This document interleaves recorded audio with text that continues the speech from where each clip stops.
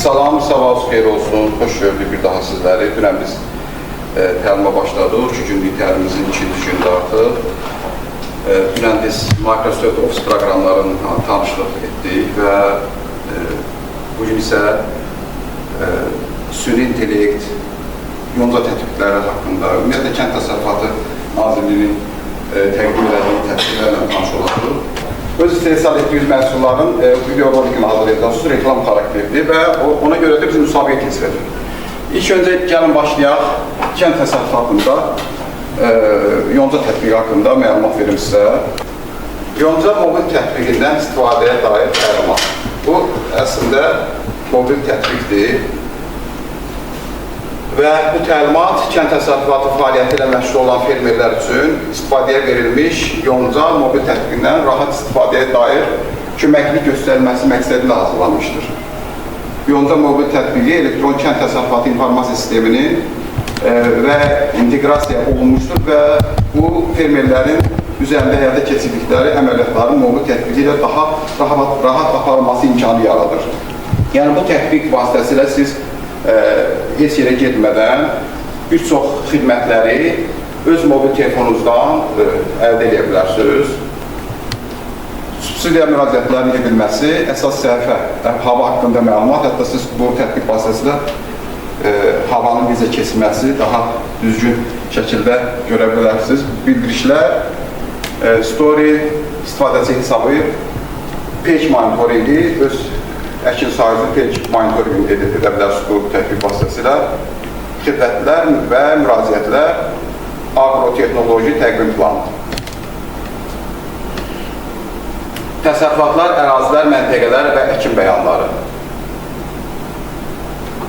Tətbiqdə təsərrüfatların, ərazilərin, əkin bəyanlarının, məntəqələrin siyahısı görmək mümkündür. Bu, həmin mobil tətbiqdən skrin olunmuş şəkillərdir, hansı ki, siz həmin tətbiqi işləyəndən sonra bu cür görünəcək sizdə də. Yəni, burada ərazilərin, əkin bəyanları, məntəqələrin siyahısını görürsünüz. Bu hissədə siz öz torpağınızın page monitoringi edə bilərsiniz. Oradakı şəkillər tez-tez yenilənir və bu xidmətdən də mən əslində çox yararlanmışam. Bu, mənim torpaq sahəmdir. Sap-sarı saralır. Hava haqqında məlumatlar, nə bilim, digər məsələlər oradan onsuz da göstərildi. Hansı süni intellektlərdən istifadə edilir? ChatGPT ilk yaranan süni intellektdir də. İlk yaranı yox, ilk tanış olduğumuz. Ona eyni vaxtda digər süni intellektlər də yaranmışdı. Başqa nəhkəmə hansı biz süni intellektlərdən istifadə edib yararlanırıq onlar? Cemini var. Cemil, nə işiyorsunuz Cemil'də?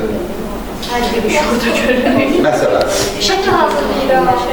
Məlumat atmaq lazım olanda, məsəl üçün qısa başlıq yazılım, ona uyğun məlumatları hazırlayıb göndərir. Yəni, bəzi əlavələr edirəm, redaktə edirəm, göndərir. Şəkil düzəldir orada. Hə, ən çox şəkildən istifadə. Cemil'dən ən çox şəkil. Bəs məsləhət almaq üçün hansı? ChatGPT. Yox, gelin. ChatGPT ən çox məsləhət aldığımız yer olur. Çünki biraz o dərindən məsləhət.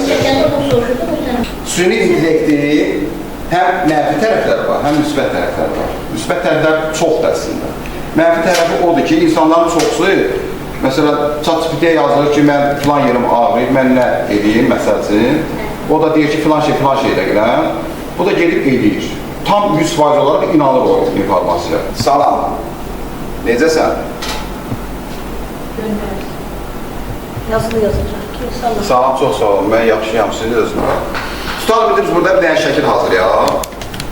Elə bir səsli göndərim. Nə şəkil hazırlayaq, tutalım. Mənə bir şəkil hazırla, o şəkildə bir müəllimə, bir müəllim olsun, bir də 6 tələbə xanım olsun. Belə bir sadə bir şəkil hazırla. Hardasa oxşatdı da. Yəni, bunun detallarını çoxaltdıqca, detallı informasiya verəndə bu şəkli daha da detallı bizə çatdırır. Kamp haqqında eşitmişsiniz ümumiyyətlə? Bəli. İstifadə eləmişsiniz? Bəli. Nə kimi istifadə eləmişsiniz? Şəkil görünür. Dəvətnamə güzel. Dəvətnamə düzəltmişsiniz.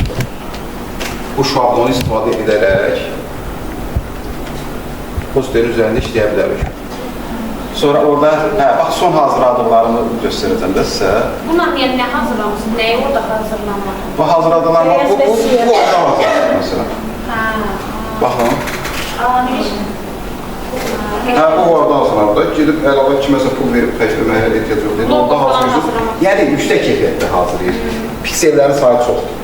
Yaxınlaşdırırsınız, onun ölçüsü çoxdur. Süni kimi deyil də, yəni. Bəli, burada istədiyiniz yeri dəyişə də bilirsiniz. Bax, götürürsünüz, sünət Bu seçirsiniz. çıxarılacaq deyə dəqiq olmalıdır. Bəli, baxın. Bəli. Üzərində işləyirsiniz. Əsas odur ki, bizə ölçünü keyfiyyətli versin və pikselləri keyfiyyətli versin. Çıxanda görürsünüz, piksellər heç itmir. Yazılar olduğu kimi qalır. O qədər güclü piksellər bizə təqdim edir. Yaxınlaşdırma olur. Bir rəqamdır, biri Füzulidir. Bax, yuxarıdakı nə tutub əlində, o əlindəki nədir? Zilincdir, zilinç. O mənəm. Hə, O zilinç nədir? Nə? zilinç bitkidir. Onu neyinlə qurudurlar? Onu həm qurudursan, həm mürəbbəsi olur, həm salatı olur. Bitki də o bitir, Bitki, bəli, bəli. Ağacda.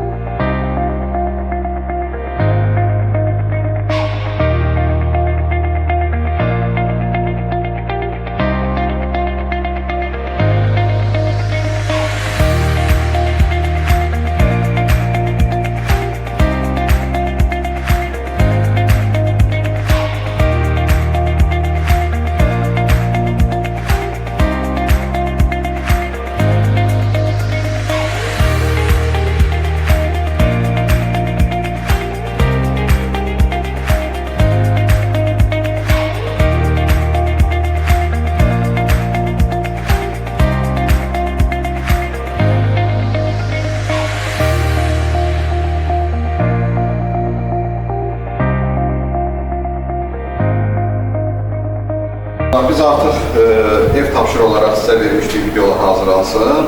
Bu videolar məhz sizin istehsal etdiyiniz məhsulların video çapı olacaqdır. Siz bu video vasitəsilə istehsal etdiyiniz məhsulları reklam edəcəksiniz sosial şəbəkələrdə və videoları necə hazırlamaq olar, hansı proqramlardan istifadə etmək olar. Bunu mənimsəmək üçün biz videolar hazırlamışıq artıq. Siz bu videoları mənə göndərmişsiniz və bugün müsabiqə keçirəcək. Bu müsabiqədə ən önəmli sahələr bu hissələr olacaq ki, siz videolara baxandan sonra səs verərkən yalnız texniki tərəfə baxacaqsınız. Yəni, video necə hazırlanır, kadrlardan çoxmu istifadə olunur, keçidlərdən istifadə olunurmu, musiqidən istifadə olunurmu, musiqi sonda azalmağa doğru gedirmi? Yəni, bu istiqamətdə siz xal verəcəksiniz. İlk olaraq Gülura xanımı çağırırıq. Videosu nədən bəhs olunur Gülura xanım? Videomuz öz həyətyanı sahəmizdir. Öz həyat sahibimizə baxaq.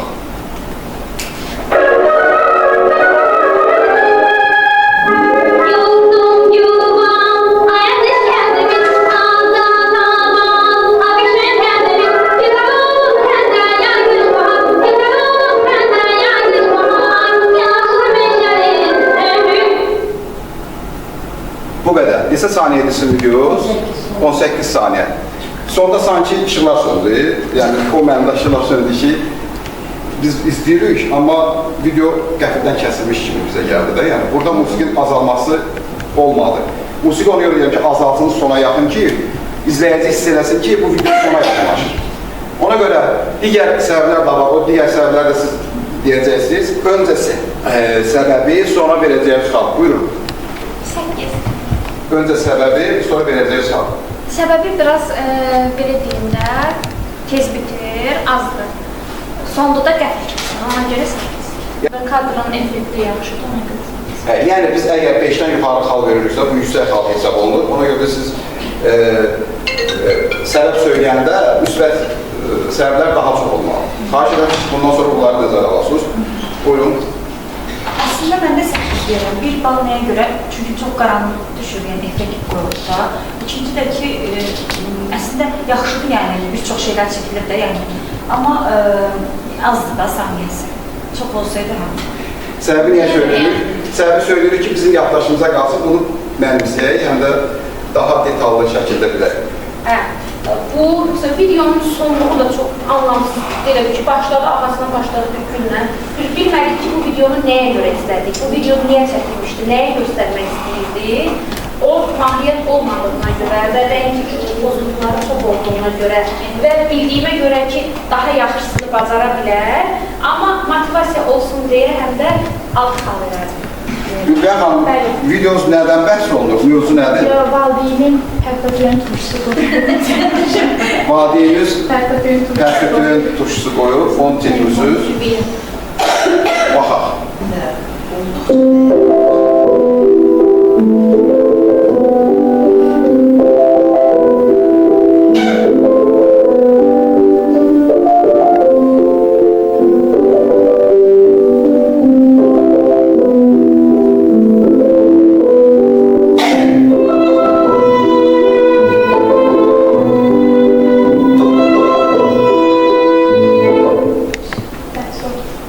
Burada da yenə işıqlar söndürüldü. Anlarda iş var. Və artıq siz bir dəfə səs verirsiniz. Artıq bilirsiniz, səbəblər söyləmək lazımdır. Və mənfi, müsbət səbəbləri bilirsiniz. Yenə xatırladıram. Əgər 5 xaldan yuxarı verirsinizsə səs, siz müsbət tərəfləri çox deyəcəksiniz. 8 bal verir, niyə? Video çox uzun ola bilər. Yəni 2 bal ondan qısırar. Mən də bəyəndim videonu, deyib xal verirəm. Bütün prosesi başlanğıcından sonuna qədər göstərib. Effektlərdən istifadə edib, musiqi əlavə edib, kadrı düzgün tutmağı bacarıb bu videoda. Yəni bunlar da burada videonu necə hazırlamaq lazımdır, biz onu öyrənirik. Videoda keçidləri bəyəndim, keçidlər yaxşıdır. Mövzunu bəyəndim, pərtəpöyün turşusunun hazırlanmağını göstərməyə çalışıb, tam göstərə bilməsə də. Çünki orada bəzi nüanslar qaldı. Mən misal üçün bu videoya baxanda tam maariflənə bilmədim ki, pərtəpöyün turşusu sonda o bankada necə ilə hazır qaldı. Ona suyu necə tökdü, duzu necə tökdü, sirkəni necə tökdü və miqdarını bilməliyik. Ona görə o tərəfləri qaranlıq qaldı və videoda çox fırlanır deyə mənim videonun ortasında başım fırlandı. Bu mənim səhhətimə pis təsir edir. Sonra xanım, mövzu nədir sizin videoda? Həyətimizi çəkmişəm, otları çəkmişəm, ağacları çəkmişəm, meyvələrimizi çəkmişəm, mamanın əziyyətindən otlara dərməyi çəkmişəm, belə bir şey. Yəni mövzu oradan-buradan mövzusu. Bəli. Amma mən tapdım onu. Baxaq.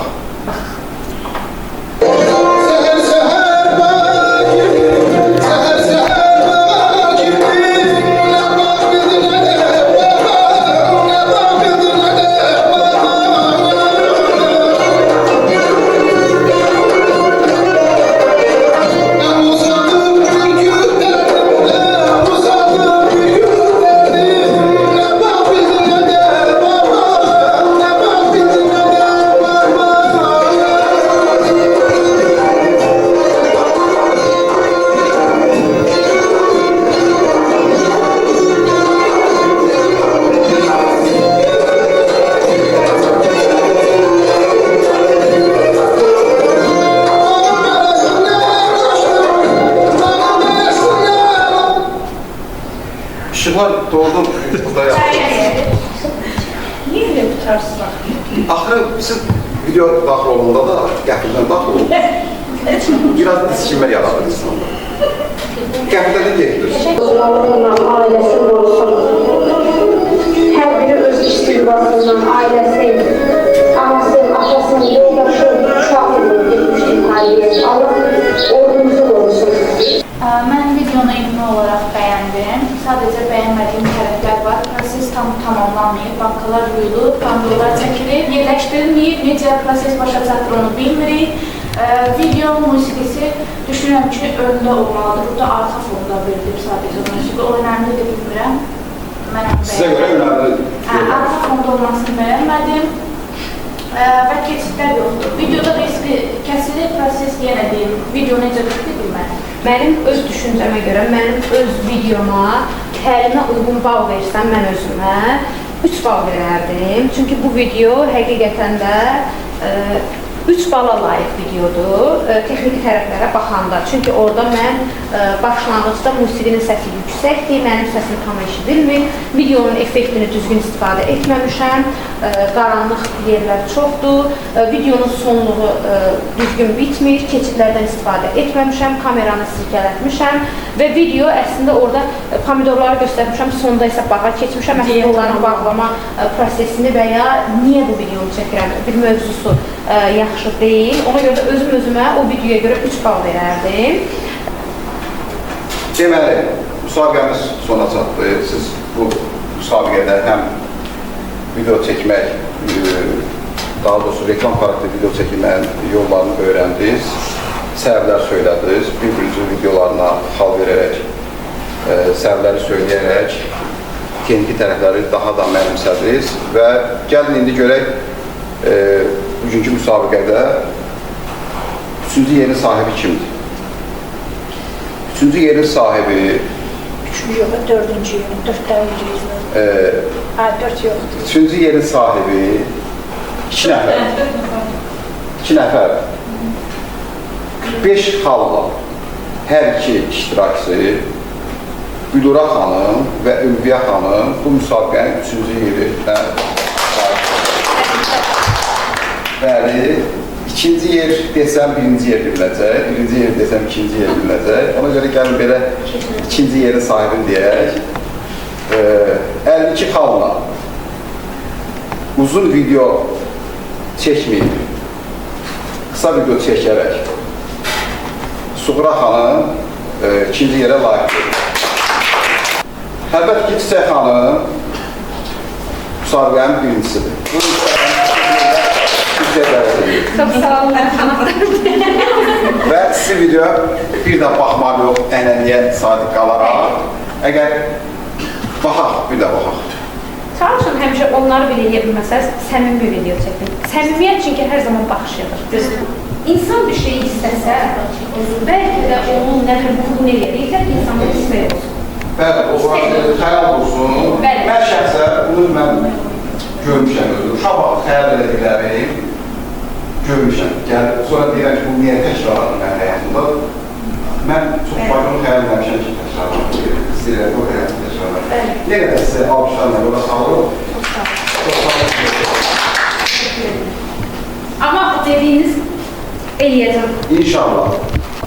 Çox sağ olun. Təlimimiz sona çatdı. İştirakçılara görə çox sağ olun, təşəkkür edirəm. Qiymətləndirməmiz var, yox. Qiymətləndirməmiz var, bəli. Siz indi artıq təlimi qiymətləndirəcəksiniz. Xahiş edirəm qiymətləndirməni Sizə böyük təşəkkür, çox sağ olun. Çox sağ olun sizə. Xoş oldu. Zəngilan torpağına gəlmək. Sağ olun. Hər şeyi sadə bilinə, gözəl izah edərdiniz. Yəni, bilmək əslində məsələdir, hər şəkildə öyrətmək bacarığı yoxdur. Təşəkkür edirəm, çox sağ olun. Allah razı olsun.